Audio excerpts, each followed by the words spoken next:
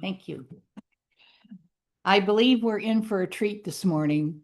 Our speaker, Reverend Brett Koon, is a longtime friend of our beloved Reverend Ken Nowaczewski. As a matter of fact, Brett and his wife were married here by Reverend Ken. Yeah, 25 years ago, just last month, actually. Yeah. And so for him, it's a joyous occasion to be back here. And for us, it's a joyous occasion to have him here and listen to what he has to share with us today. And so I want to give you some information about Brett's background. Reverend Brett is an inspirational speaker, meditation teacher, and leads meditation retreats. He has been meditating for 33 years. This is a common thread for most of his talks, and that is to help people recognize the deeper truth of who they are. And we've crossed paths, not really in person, but Brett speaks at a lot of Unity churches. And so I still speak at some Unity churches. And so I see his name being advertised as a guest speaker. Now I can say, I know who that guy is. And so help me welcome to the podium our friend, Reverend Brett Koon.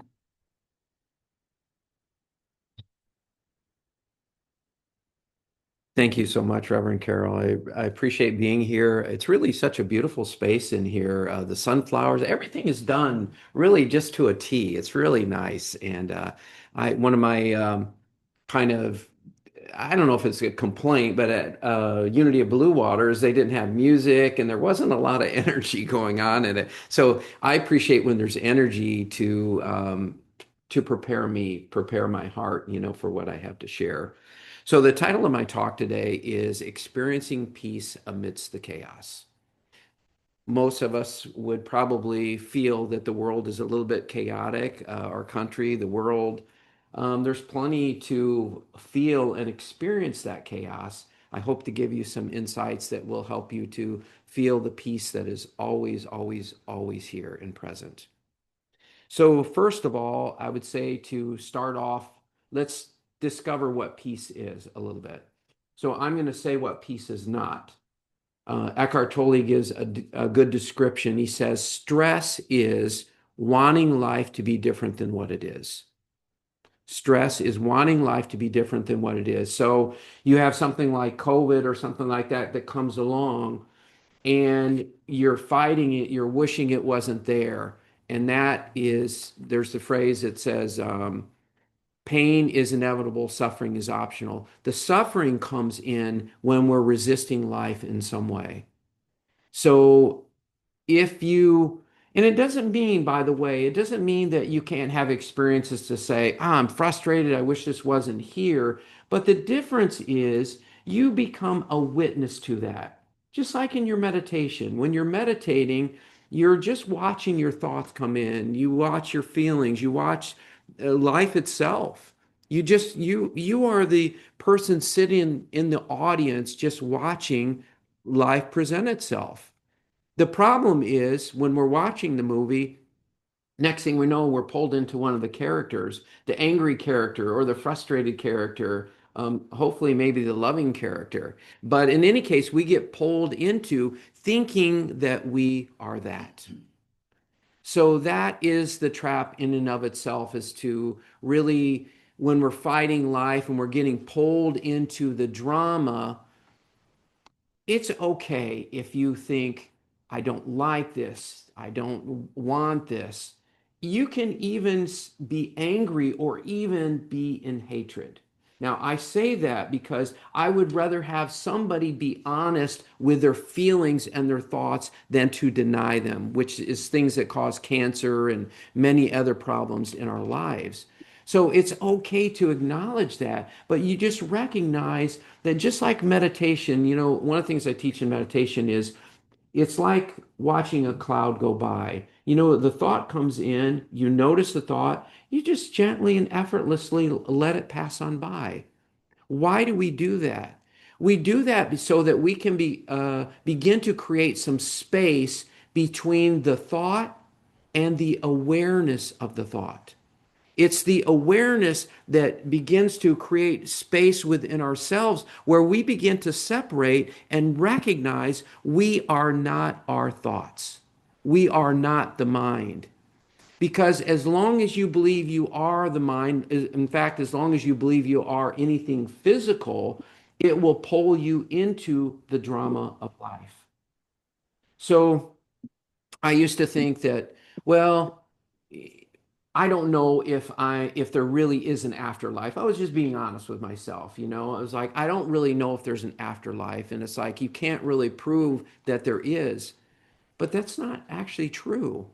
When you let go of the belief, when you shed the belief that you are a physical form in some way, something beautiful presents itself, and that is you begin to see that you are something that is the formless conscious awareness.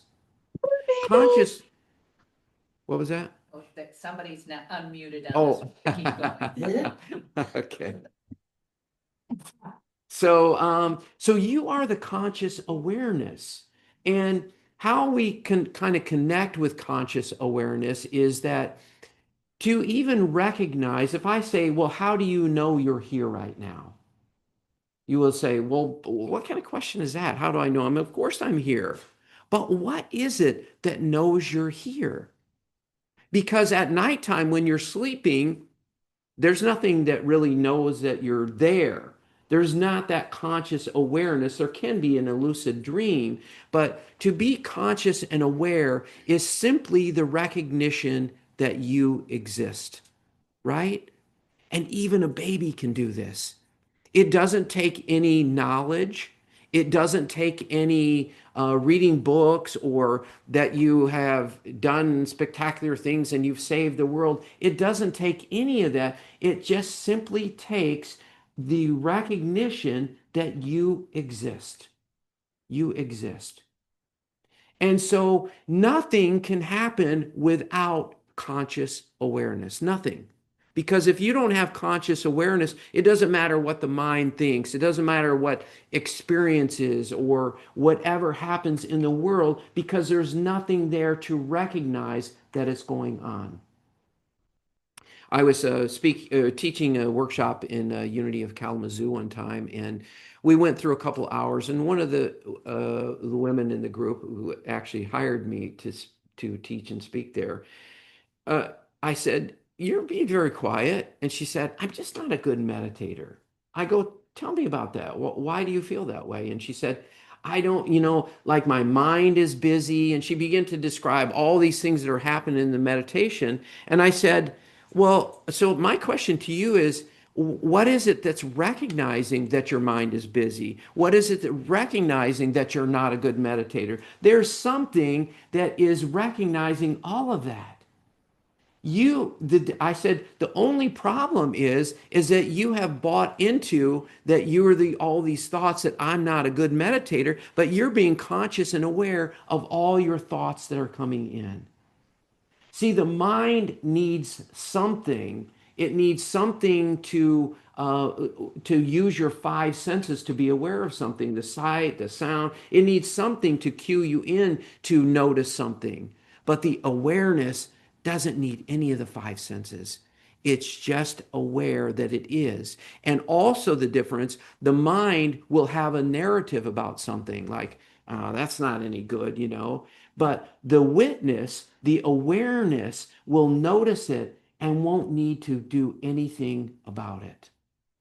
That's the conscious of witness. Ram Dass, if you're familiar with his teachings, he said he described people as being pure, loving conscious awareness. Loving conscious awareness, nothing to do with the form. So where we get trapped is we begin to take on that this is Brett. But no, I am not Brett. I am a witness to Brett. I am a witness to this body. I'm a witness to my thoughts. I'm a witness to my feelings, my experiences, my five senses. I am the witness, the conscious, loving conscious awareness to Brett. just as we all are. We've all been assigned some kind of name, and we've been assigned, and then our parents and teachers and maybe ministers have taught us, hey, you're really good at this. Probably should stay away from singing. I wouldn't go there. And so we take on all these beliefs and we come up with this idea, this belief of who we think we are. My invitation to you is to let go of that. There's a verse in the Bible that speaks of where Jesus is saying to enter the kingdom which is at hand. It's not something you wait for, it's at hand. To enter the kingdom of God, you have to be like a child. What was Jesus referring to? He was referring to the fact that you have to come back to a place of innocence. You have to let go of all these beliefs and opinions and the things that we've collected to describe who we are. You have to go beyond the description. That's why kids, they're amazing to watch kids. They're just being themselves. They haven't collected all these ideas and these opinions. The waking up to the truth of who we are doesn't require more knowledge. It doesn't require anything more. It just requires us to let go of who we are not to discover the truth of who we are that's already here. And that is where true peace lies. Because I think it's from A Course in Miracles, but it says, the truth of who you are can never be attacked or diminished in any way. But the idea of who you believe yourself to be can be attacked and diminished. So when we start to recognize that we are not this persona that we've created, this self-image, the picture on our passport, we are not that. We are the witness to that. And the more you can connect with that and just witness that and not feel this need to fix or change anything, there is incredible peace there. And that peace never leaves you because it is you. You are the peace. You are everything you've been seeking. I think you said something to that earlier that you were reading. So, we try so hard to create a good life. I'm inviting you to let go of your false beliefs about who you are and discover that life is already good. There's nothing to create. Life is inherently good, but we, the person, the ego self, gets in the way of that truth. So, just to finish, and I usually go a little longer, so am I getting close on time? I wasn't paying attention. You've got another 10 minutes. Oh, I do. Okay. Okay, good. So we were talking about what stress is, wanting life to be different than what it is. So peace is flowing with life. It's flowing as if you're the river of life. You're the river of life. And the beautiful thing about a river is that when rocks and obstacles come up, the river just flows around it. We don't need to fight anything with life, nothing. And without getting political, I sometimes talk about some of the things that are going on in this world because it doesn't matter which side you're on, and I'm not proposing for you to be on any side. I'm just saying, for me, so much of this, what's going on, has brought my judgments to the surface. It's brought my judgments to the surface. And there's really only two things we can do when that happens. One is we can say, bullshit. I don't want this. I can't take this. And so consequently, what happens is rather than being present with our pain and allowing it to come to the surface, we are busy trying to escape it or trying to get rid of it in some way. And most of us do that by blame. When we blame someone or something else for the problem, our problem, when we're blaming someone else, we have completely cut ourselves off from healing. Because you've made the problem something or someone outside of yourself, and now you have become the victim to when they change or the situation changes. It's living a very disempowered life. And look, by the way, I'm not judging you if you do that. It's okay. There's plenty of times I wake up and I go, oh God, I can't believe this is happening over and over. But what's also true is, man, I'm just waking up. I'm waking up to something that wasn't possible before, but I needed that stuff to come up to present itself and then make the choice to say, you know what, God, I don't know what I'm doing. I know you do. And I trust that everything, absolutely everything is in divine order. Why would I want to fight that? Because it's only going to, the pain is there, but the suffering is optional. And the suffering is when we're fighting against life, when we're trying to make it or wish it different than what it is. But if you can allow that pain to come to the surface without fighting it, then you have a chance to move it through beautifully. And I guarantee you, spirit will kick in. They will kick in because it's really just about getting what God is presenting to us. I know a lot of people that are really going through tremendous struggles right now, tremendous struggles. One of them is a good friend of mine and just a very loving person, but he was accused of something and consequently he has the possibility of going to jail. And he said, I didn't have anything to do with this. But his lawyer said, well, based on these situations, we're recommending you settle out of court. And he's like, what? I didn't do this, you know? So I told him, I said, look, if you really want to move through this, this is what you do. I said, you take 100% responsibility for this, whether you did anything or not. It has presented itself.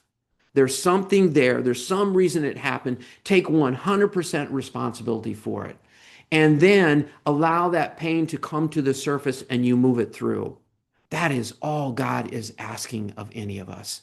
I said, if you want to change that, and I told him, um, he didn't really like that I gave an analogy of getting out of a ticket, for driving down the road. I turned on a no red, and I said to God, I go, I really don't want to have to pay the ticket. I don't have the money for the ticket. Teach me what I need to learn on this.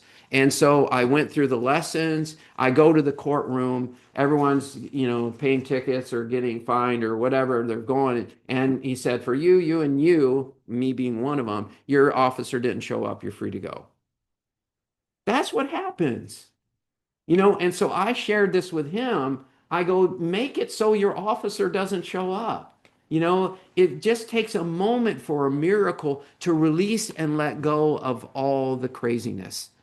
That's all God is asking for us to get the lesson. And the only way we can get that is by taking 100% responsibility for our life, taking responsibility for the economic injustice, the social injustice, taking responsibility for climate change, for whatever is going on in the world.